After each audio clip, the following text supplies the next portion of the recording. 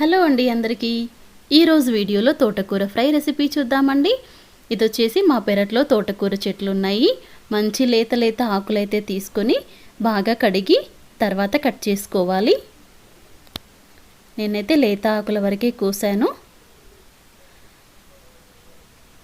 వీటికి ఎటువంటి పెస్టిసైడ్స్ ఏమీ స్ప్రే చేయలేదండి. పెరట్లోనే కాబట్టి చక్కగా అలా పెరిగిపోయినాయి అన్నమాట.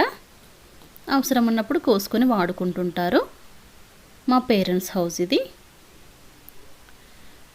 ఇదిగోండి మా బుడ్డోడైతే వచ్చేసాడు క్లీనింగ్ దగ్గరికి. మంచిగా క్లీన్ చేసుకున్న తర్వాత కట్ చేసుకుంటే మనకి వీటిలో ఉండే విటమిన్స్ పోషకాలు ఏవి బయటికి వెళ్ళకుండా బాగుంటుంది. ఇంకా వెల్లుల్లి కూడా పొట్టు తీసి రెడీ పెట్టుకోవాలి. ఇవైతే మాకు చేల్లో పండినాయండి. సంవత్సరం అంతా ఇలాగే స్టోర్ చేసుకుంటారు. గాలి వెలుతురు తగిలేలాగా పెట్టుకుంటే ఏమీ పాడవదు.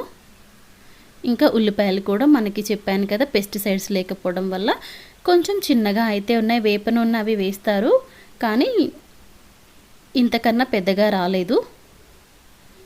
ఇంక ఇవన్నీ కట్ చేసి రెడీ పెట్టుకున్న తర్వాత స్టవ్ పైన గిన్నె పెట్టేసి ఒక 2 స్పూన్ల నూనె వేసి, నూనె వేడెక్కిన తర్వాత పోపు దినుసులు వేసి అవి చిటపటమన్నాక ఉల్లిపాయ ముక్కలు వేసి ఉల్లిపాయ కొంచెం వేయించుకోవాలి.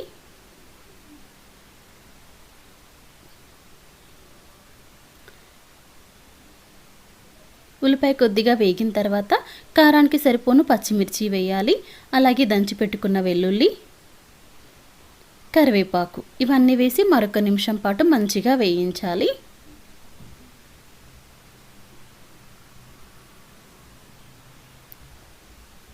ఇవన్నీ బాగా వేగిన తర్వాత పసుపు ఒక 1/2 టీ స్పూన్ దాకా వేసుకుంటే సరిపోతుంది.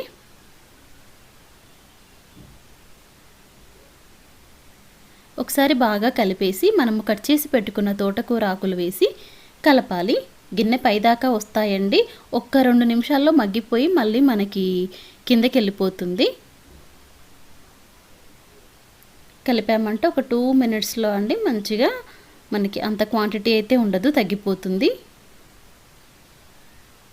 మూత పెట్టేసి ఒక 2 నిమిషాలు అలా ఉడికిన తర్వాత కొద్దిగా చింతపండు అయితే వేసానండి, ఒక 2 రేకులు. రుచికి సరిపోను ఉప్పు చూసి వేసుకోవాలి ఆకుకూరల్లో ఎప్పుడైనా. కొంతమంది టమాటా కూడా వేస్తారు, నేనైతే చింతపండు వేసాను. మంచి పల్లెటూరు స్టైల్లో అండి.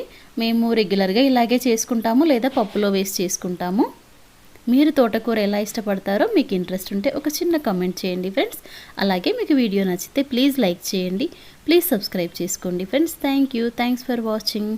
మనకి ఒక 10 నిమిషాల్లో అయితే రెడీ అయిపోతుందండి. కర్రీ అయితే రెడీ అయిపోయింది. రైస్తో చపాతీతో చాలా బాగుంటుంది. థ్యాంక్స్ ఫర్ వాచింగ్ అందరికీ.